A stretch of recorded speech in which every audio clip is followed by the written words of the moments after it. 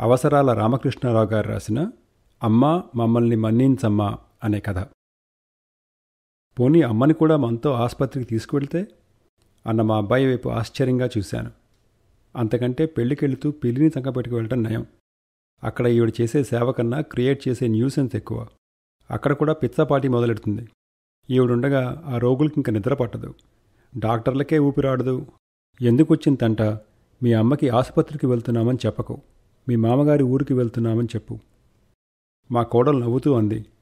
ఎప్పుడూ జర్రని చీది ఎరగరు కదా, ఆసుపత్రిలో చేరటం అంటే గుండె దడ పట్టుకుందేమో మీ అబ్బాయికి. నేను నవ్వుతూ ఎగదిగా చూశాను వాణ్ణి. ఏ తండ్రి అయినా చూసి గర్వపడవలసిన దృఢమైన శరీరం మా ప్రసాదది. ఇంచుమించు 6 అడుగులు చేరుతున్న హైటు, దానికి సరిగ్గా సరిపడే ఛాతీ, ఎట్నుంచి చూసినా చెక్కిన శిల్పం లాంటి శరీర సౌష్ఠవం వాడిది. ఉన్నట్టుండి ఇలా పెరిగితనం పట్టుకుందేం? అదే అడిగాను. అదేం కాదుగాని అంటూ ఇంకా ఏదో నసిగాడు. అనవసరంగా అల్లరిపడటం తప్ప ఈవిని తీసుకువెళ్తే కలిసొచ్చేదేం ఉండదు. మైనర్ ఆపరేషన్ అని 1 రోజులో డిశ్చార్జ్ చేస్తామని డాక్టర్ చెప్పాడు. మందులు తేవడానికి నేనున్నాను. ఏ సహాయానికైనా లీల ఉండనే ఉంది కదా, ఏమంటావు? అయితే సరే, మీరిద్దరూ ఎలా అంటే అలాగే అన్నాడు ప్రసాద్. జీవితంలో రుచీపచి లేకుండా ఎలాగో రోజులు నెట్టుకొస్తున్నాను. ఉన్న ఒకే ఒక్క కొడుక్కి ఎక్కడో చచ్చినంత దూరంలో కాన్పూర్లో ఉద్యోగం. వాడు కోడలు ఏ సెలవులకో ఇలా 4 రోజుల పాటు ఇంటి పొట్టున గడపడానికి వచ్చినప్పుడే ఎండిపోయిన ఈ ఏరులాంటి బతుకులో కాసేపు గలగల. ఈ కొద్దిపాటి సుఖానికైనా నోచుకోకుండా ఈసారి వాడు వస్తూనే తొడలో ఏదో కురుపు లేచిందంటూ బాధపడటం ఏంటి? అంతా నా కర్మ. అలాగైనా ఉండకుండా ఆపరేషన్ దాకా రావడం ఏమిటి? పోన్లేండి, ఎక్కడికక్కడే సంతోషించాలి. ఇదేదో అంతగా అపాయం లేని ఆబ్సెస్ట, చిన్న శస్త్రచికిత్సతో తొలగించుకోవచ్చుట. కాస్త నొప్పి తగ్గిందా బాబు అనుకుంటూ మా ఆవిడ అక్కడికొచ్చింది. ఇంకా ఆలస్యం ఎందుకు చెప్పు అన్నట్లు నేను సంజ్ఞ చేశాను. ఒకసారి నేను లీలా మా మామగారి ఊరెళ్ళి 2 రోజులు ఉండి వస్తామమ్మా అన్నాడు ప్రసాద్. అదేమిట్రా రాత్రంతా ఆ కురుపు బాధతో గుడ్డు మూలినట్టు మూలుగుతున్నావు, అడుగు తీసి అడుగు వేయలేకుండా ఉన్నావు, తగ్గాక వెళ్ళొచ్చు కదా. ఇప్పటికే సెలవు అయిపోయింది చాలా వరకు. కురుపు తగ్గిపోయాక వెళ్దామని ఇన్నాళ్ళు చూశాను. ఇప్పుడు కొంచెం పోటు తగ్గింది. డాక్టర్ గారు ఈసారి ఇచ్చిన మందులు బాగా పనిచేస్తున్నట్టున్నాయి. ఇవాళ భోంచేసి వెళ్దాం అనుకుంటున్నాం. 3 వంతులు ఎల్లుండి రాత్రికి తిరిగి వచ్చేస్తాం. ఏమోరా బాబు, ఏం వెళ్తారో ఏమో. నిన్ను తీసుకువెళ్ళి దారిలో చిన్నపిల్ల ఏం ఇబ్బంది పడుతుందో. ఏమండి, మీరేమంటారు? దొరికిన అవకాశాన్ని నేనైనా వదులుకునేదే. పోనీ నేను కూడా వాళ్ళతో వెళ్తాను లేవే. తను రావటమే కానీ నేను అక్కడికి వెళ్ళటం లేదని వియ్యంకుడి నిష్ఠూరం ఉండనే ఉంది. మీరు కూడా ఉంటే నాకు ధైర్యమే. అయితే ఆలస్యం ఎందుకు? 10:30కే బయలుదేరదు కానీ. ఉండండి, కంచాలు పెట్టేసి భోజనానికి పిలుస్తాను. అన్నట్టు మర్చిపోయాను, మీ స్నానం అయినట్టు లేదు. బాగుంది వరుస, గబగబా వెళ్ళండి అంటూ హడావిడిగా లోపలికి వెళ్ళిపోయింది. నేను గబగబా 2 చెంబులు నీళ్లు పోసుకొని తువాల చుట్టబెట్టుకుని వసారాలోంచి నా గదిలోకి వెళ్ళబోతూ ఉంటే వాళ్ళ గదిలో టైపు చేస్తున్న శబ్దం వినబడి ఆగాను. అప్పటికప్పుడే ఆసుపత్రికి తీసుకువెళ్ళవలసిన సామాన్లు ప్యాక్ చేసి వాటి లిస్టుని నీట్గా టైప్ చేస్తోంది లీల. ఆ పోర్టబుల్ టైప్ రైటర్ ఆమె యూనివర్సిటీ ఫస్ట్ ఎంఎస్సీ పాస్ అయినప్పుడు వాళ్ళ నాన్న ప్రజెంట్గా ఇచ్చింది. ఎంత చిన్న ఆపరేషన్ అయినా యాంగ్జైటీ అంటే ఉంటుంది కదా. అయినా చెక్కు చెదరలేదు ఈ అమ్మాయి. ఏదో కూని రాగం తీసుకుంటూ టైప్ చేస్తోంది. అక్కడ మా ఆవిడ ఏం చేస్తోందని ఊరంతటికీ వినబడేంత పెద్ద గొంతుకుతో పెరటి గోడ పక్క నుంచి పక్కింటి పిన్నిగారికి ఈ వార్త అందిస్తోంది. విన్నారా పిన్నిగారు, మా వాళ్ళకి ఏ నిమిషానికి ఎంత తోస్తే అంతే. ఇప్పటికిప్పుడు 10:30కి బయలుదేరదామంటే నేను ఎంతకని కచ్చల్లో కందులు వేపుకునేది చెప్పండి. పాలు పంచదార ఉన్నాయి కదా అనుకుని సిద్ధపడుతును. దిక్కుమాల సేమియా డబ్బా మూత సరిగ్గా లేదేమో, మెత్తబడిపోయింది. మీ బావిగాడిని ఓసారి పంపుదురు తల్లి. కొట్టుకు పరిగెత్తించి ఓ ప్యాకెట్ తెప్పిస్తాను. మళ్ళీ ఎప్పటికి చేరతారో ఏమిటో. అబ్బాబ్బా, ఎంత పెద్ద గొంతుక! జీవితం అంతా చెప్పి విసిగెత్తిపోయింది. కడుపులో చల్ల కదలకుండా ఎన్ని పనులైనా చేసుకోవచ్చు. మన ఇంట్లో మనం ఏం చేసుకున్నామో ఏమో ఎప్పటికప్పుడు పక్కింటికి చేరవేస్తే గానీ కొందరు ఆడవాళ్ళకి తోచి చావదా? పెళ్ళై 4 ఏళ్ళు అయిందో లేదో, కొడుక్కి కోడలికి మధ్య ఉన్న ఇంటలెక్చువల్ కంపానియన్షిప్ చూస్తుంటే ముచ్చటేస్తోంది. మాలాంటి వాళ్ళ 30 కాదు కదా, 300 ఏళ్ళు ఒక చూరు కింద అఘోరించినా ఒకటే. అందులో ఈ మధ్య రిటైర్ అయ్యి చేతికి తగినంత పని లేదు కాబోలు. గడ్డకట్టుకుపోయిన ఏకాంతంలో నా బుర్ర మరీ పిచ్చెక్కిపోతుంది. ఎవరినో అనుకోవడం దేనికి?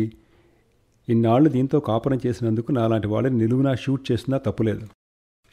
దగ్గరగా ఉన్నా మా మధ్య ఎంత దూరం. ఈ వయసులో ఇప్పటికీ కూడా తిరగవేస్తున్న రకరకాల మ్యాగజైన్స్ కాక కరస్పాండెన్స్ కోర్స్ తెప్పించుకుని ఇంకా ఏవేవో టెస్టులకు అలా కడుతూనే ఉంటాను నేను. ఇంత చదువుకున్నా నాకు సరిగ్గా నిద్ర పట్టదు. మాత్ర వేసుకు పడుకున్నా అటు ఇటు పొరులుతూ ఉంటాను. ఇక నా పక్కన పడుకున్న మా ఆవిడ సంగతి మళ్ళీ 10వ ఎక్కం దాటలేదు. పాలపద్దు చూడటానికైనా నా సహాయం కోరక తప్పని పరమ మోద్దు. మెలకువ ఉన్నంతసేపు చేసిన శబ్ద ప్రసారం చాలదా? నిద్రపోతున్నప్పుడు కూడా విధిగా ఇల్లెగిరిపోతున్నట్లుగా గుర్రు పెట్టాలా?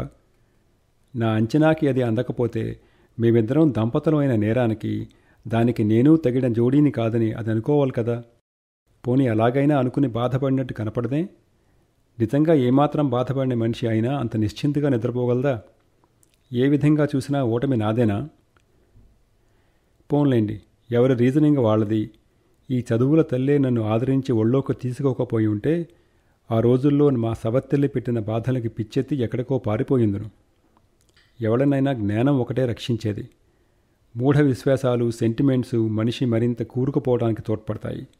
అందుకే ఎంతో డిసిప్లిన్తో చిన్నప్పటి నుంచి కాన్వెంట్లో చదువుకున్న అమ్మాయినే కోడలుగా ఎంచుకున్నాను.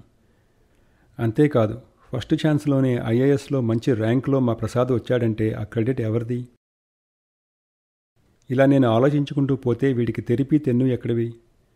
మా కోడలి కేకతో మళ్ళీ ఈ లోకంలో పడి వెళ్ళి ఆటో రిక్షాలో కూర్చున్నాను. మరి ఆ ఆపరేషన్లో ఏం అడ్డదిడ్డమైందో విడమర్చి చెప్పే మెడికల్ నాలెడ్జ్ నాకు లేదు. సాయంత్రం తెలివి వచ్చిన దగ్గర నుంచి ప్రసాద్ని పట్టుకోవడం కష్టమైపోయింది. పైగా టెంపరేచర్ రైజ్ అయ్యేట్టుంది. గంటకి డాక్టర్లు ఇంజెక్షన్ ఇచ్చి వెళ్తున్నారు. ఓ అరగంట పడుకున్నాడో ఏమో మళ్ళీ లేచి కూర్చుని నానా అల్లరీను. కుర్రాడు జబ్బు కాదు కానీ నా మనసుకు పట్టిన రోగం కుదురుతోందా అనిపించింది. వాడి ఒక్కొక్క చేష్ట దగ్గర నుంచి గమనిస్తుంటే ఏదో కొత్త సత్యానికి దగ్గరవుతున్నట్టు ఫీల్ అయ్యాను. ఏమిటండి మీరు చిన్నపిల్లాళ్ళ? ఇదిగో మీకు ఇష్టమైన హిందీ పాట పెడుతున్నాను టేప్ రికార్డర్లో, వింటూ కళ్ళు మూసుకోండి, హాయిగా నిద్రపడుతుంది. ఆ రికార్డు ఆపు చేస్తావా, అవతల విసిరేయమన్నావా అని వాడంటుంటే నాకు మతిపోయింది.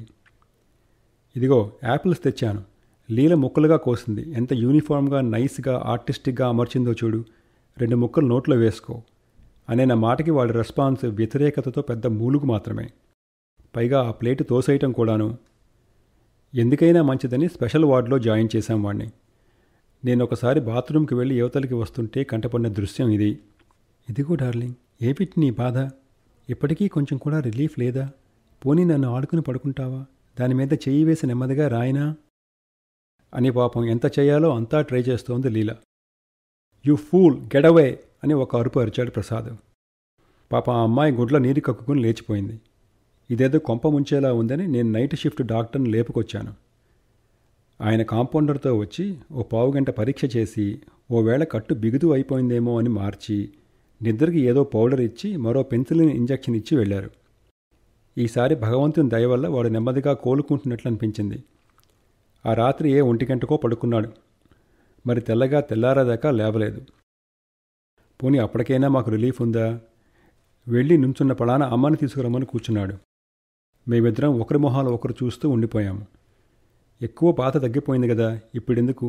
అయినా పాలు పట్టే వయసు కానీ పాలు తాగే వయసు కాదు కదా.